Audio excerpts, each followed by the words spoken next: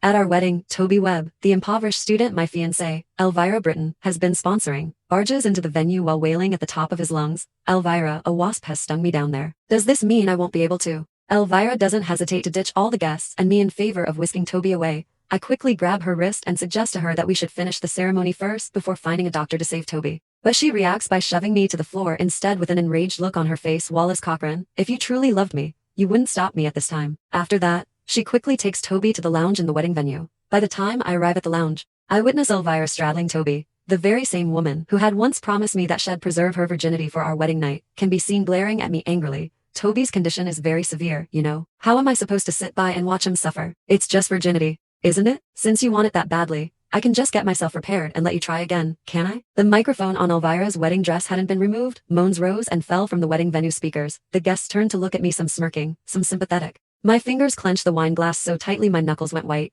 I drained the glass of bitter wine along with all my pent-up humiliation, my throat constricting with the effort. An hour later, Elvira finally walked out of the lounge. Her face was flushed with an unusual redness, and the wedding dress worth $10 million was now stained with specks of blood. The crowd began to jeer. Ms. Britton, congrats on losing your virginity. So, how was Toby? The moment the words left their mouths, my already married younger sister, Whitney Cochran, swept into the wedding venue. One hand cradling her pregnant belly, she swept her gaze around the room and sneered. You people sure know how to sing someone's praises. Why don't you be really generous and offer up your own wives for others to sleep with? After a final scathing look, Whitney turned to me and urged, Wallace, our family has a long and prestigious legacy, and never has a bride who wasn't chaste entered our home. Since Ms. Britton has lost her virginity, we can't very well break the rule laid down by our ancestors. The wedding is hereby called off. Let's go home. As we walked along, whispers buzzed on both sides. What does it matter if Wallace is the richest man? He still got played for a fool by a woman. Elvira sure has some nerve to humiliate Mr. Cochran in front of so many people. Their marriage alliance might just be over. For a moment, I was lost in a daze. Back then, my grandfather, Gerald Cochran, had arranged the union between our families to repay Elvira's grandfather,